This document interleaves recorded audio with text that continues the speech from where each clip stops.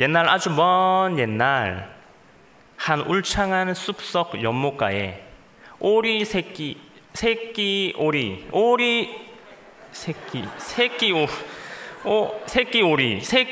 한 마리가 알에서 태어났습니다.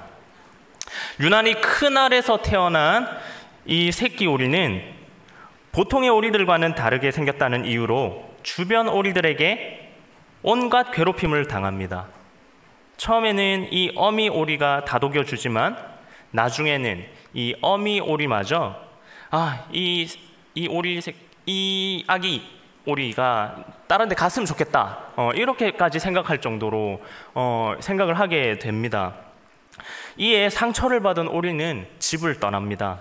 그리고 마음씨 좋은 할머니 집으로 옮겨가 살게 되지만 그곳에서 있던 고양이와 이 닭의 괴롭힘에 못 이겨서 또다시 그 집을 뛰쳐 나오게 되는 것이죠. 춥고 괴로웠던, 그리고 외로웠던 겨울이 지나고 이제 따뜻한 봄이 시작된 어느 날, 우연히 이 새끼 오리는 자신이 날 수 있는 것을 깨닫게 됩니다. 못생긴 오리인 줄로만 알았던 이 새끼 오리는 알고 보니까 예쁘고 아름다운 백조였던 것이죠. 자신이 백조라는 사실을 알고 난 후 이 미운 오리 새끼로 살았던 이 백조는 백조의 무리들로 돌아가서 그 속에서 자유롭게 하늘을 날아다니며 행복하게 살았답니다 라는 얘기를 한 번쯤 들어보셨나요? 겉으로 보여지는 모습보다 이 내면의 아름다움이 더 중요하고 그 아름다움을 볼 줄 알아야 한다는 의미와 함께 현재 처지에 비관하지 않고 그리고 최선을 다해 살아가라는 메시지를 담고 있는 이 안데르센의 동화 미운 오리 새끼의 이야기였습니다. 이 이야기는 유아와 성인을 막론하고 많은 교훈을 주는 동화인데요. 저는 이 동화를 생각하면서 몇 가지 궁금증이 생겼습니다. 만약 이 동화의 주인공인 이 백조가 자신이 날 수 있다는 사실을 만약에 끝까지 알지 못했다면 어떻게 되었을까? 그리고 만약에 자신이 날 수 있다는 사실을 깨달았음에도 불구하고 끝까지 못생기고 못난 오리로 자신을 생각하며 살기로 했다면 어떻게 되었을까요? 저는 이 질문들에 대한 상황과 답을 오늘 본문에서 찾아볼 수 있었습니다. 우리는 스스로 무엇인지도 모른 채 마치 미운 오리 새끼처럼 세상에서 살아가고 있지는 않습니까? 스스로의 가치를 깨닫지 못한 채 세상 속에서 억지로 자신을 맞추며 살아가고 있지는 않습니까?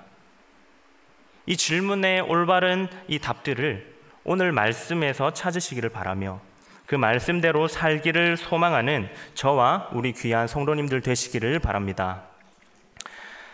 에베소서 전반에 퍼져 있는 상황들, 남을 속이고 간사한 유혹으로 미혹하고 온갖 듣기 좋은 말로 세상의 교훈들을 우리에게 가르치는, 마치 이 비정상이 정상처럼 둔갑되는 이 세상을 향하여 바울은 이렇게 권면하고 있습니다. 주 안에서 권하노니 너는 성령이 하나 되게 하신 것을 힘써 지키라. 아멘. 1절에서 이 주 안에서라는 표현은 주님의 이름으로라는 의미와 같습니다. 그러므로 바울은 지금 예수 그리스도의 권위로, 이것은 내가 너에게 권하는 나의 권면의 말씀이 아니라 내가 예수 그리스도의 이름으로 권하는 바로 예수님의 권위의 말씀이다라고 강하게 권면하고 있다라는 것이죠. 무엇 때문에 이렇게 강하고 권면하게 말을 하고 있는 것일까요? 그것은 바로 성령님이 하나 되게 하셨기 때문입니다. 그렇기에 성도된 우리 모두가 하나 되게 하신 것을 힘써 지킵시다. 바울은 이렇게 강하게 권면할 수 있었던 것입니다. 사도 바울은 에베소서 4장 전반적인 말씀에 이어서 오늘 본문에서 하나님의 부르심에 합당한 삶을 설명하고 있는데요. 우리 이 4장 1절의 표현과 동일하게 오늘 말씀 17절에도 동일한 권면의 말씀으로 시작합니다. 17절입니다. 그러므로 내가 이것을 말하며 주 안에서 증언하노니. 에베소서 4장에는 오늘의 권면 또한 주 안에서 주님의 이름으로 강하게 권면하고 있습니다. 무엇을 권면하고 있는지 함께 말씀을 살펴보시겠습니다. 먼저 본문 17에서 19절을 함께 읽도록 하겠습니다. 우리 함께 본문 17절에서 19절 말씀을 함께 읽도록 할게요. 시작. 그러므로 내가 이것을 말하며 주 안에서 증언하노니 이제부터 너희는 이방인이 그 마음에 허망한 것으로 행함같이 행하지 말라. 그들의 총명이 어두워지고 그들 가운데 있는 무지함과 그들의 마음이 굳어짐으로 말미암아 하나님의 생명에서 떠나 있도다. 그들이 감각 없는 자가 되어 자신을 방탕에 방임하여 모든 더러운 것을 욕심으로 행하되. 아멘. 사도 바울은 먼저 이방인의 삶의 모습을 적나라하게 표현하고 있습니다. 하나님을 믿지 않는 이방인들을 매우 부정적으로 표현하고 있는 것을 우리는 발견할 수 있습니다. 17절에 그들의 마음이 허망하고, 19절에 그들은 감각이 없는 자들이 되었고 모든 더러운 것들을 욕심으로 행하고, 그리고 18절에 그들의 총명이 어두워졌고 그들의 무지함과 마음의 굳어짐으로 인하여 하나님의 생명에서 떠나 있는 암울하기 그지없는 소망 없는 모습을 적나라하게 표현하고 있습니다. 하나님은 빛이신데 이 빛이신 하나님께서 창조하신 이 피조물들을 통해서 끊임없이 하나님의 위대하심을 드러내시고 모든 하늘과 이 땅이 하나님의 영광을 선포함에도 불구하고 왜 이방인들은 이러한 소망 없는 이 모습에 처하게 되었을까요? 이것은 바로 함께 읽었던 18절의 말씀대로 그들의 마음이 굳어졌기 때문입니다. 그런데 이 우리가 마음이 굳어졌다라는 표현을 이해할 때 보통은 우리의 마음이 완악해지고 우리의 마음이 딱딱해져서 하나님을 배척하고 하나님을 밀어내는 그런 상황들을 우리가 생각하기 쉽습니다. 그런데 우리 신학자 중에 이 로빈슨이라는 신학자에 따르면 이 표현의 해석이 조금 흥미롭습니다. 마음이 굳어졌다는 표현이 그들의 마음의 완악함을 의미하지 않는다는 것입니다. 의지적으로 완고해지는 것이 아니라 단지 지적으로 둔감해진다는 것을 의미한다는 것입니다. 다시 말하면 내가 하나님을 밀어내고 그의 가르침으로부터 벗어나기 위하여 아등바등 힘을 쓰는 것이 아니라 단지 나의 눈이 멀어서 알지 못해서 가까이 있는 하나님의 진리를 볼 수 없다는 것입니다. 물론 이 신학자의 견해가 무조건 옳다고는 할 수는 없습니다. 하지만 이러나 저러나 그들의 마음이 굳어짐으로 인하여 하나님의 생명으로부터 떠나 있는 것만은 사실입니다. 제일 먼저 그들의 마음이 굳어지고 그리고 그 굳어진 마음으로 그들의 총명이 어두워지고 그들에게 무지함이 오고 마침내 하나님의 생명에서 떠나게 되는 것이죠. 바로 이 상태가 오늘 본문 17절에서 19절까지 말씀하시는 이방인들의 삶의 모습입니다.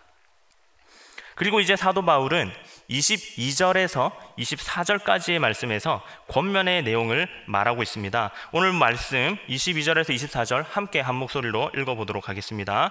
시작.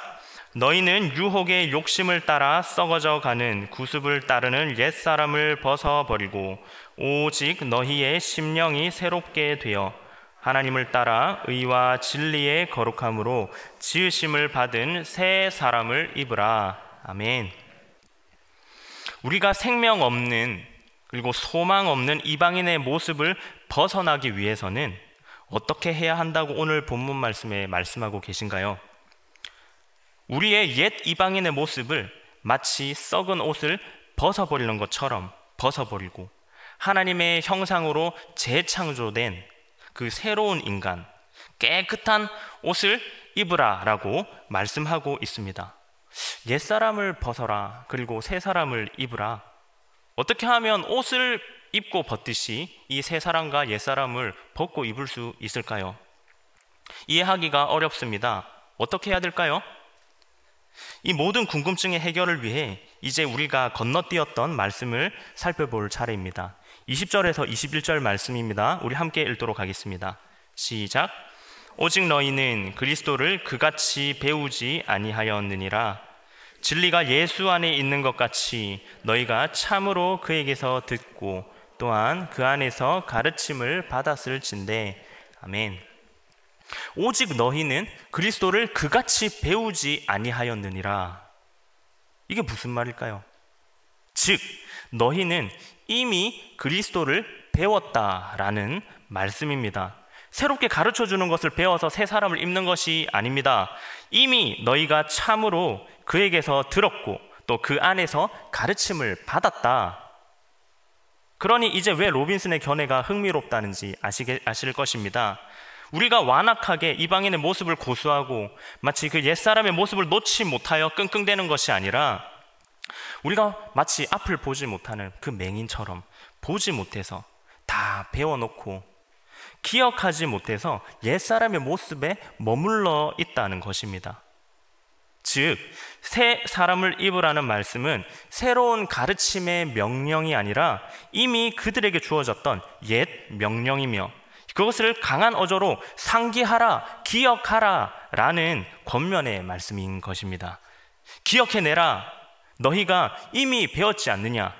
배워놓고 왜 옛 모습으로 그대로 살려고 하는가? 그러니 이제 그 기억을 되뇌어서 그리스도 안에서 배웠던 바로 그것을 기억해내어라. 이러한 맥락에서 22절에서 24절을 보면 이제 새 사람을 입는다는 의미가 보다 뚜렷하게 우리에게 다가옵니다.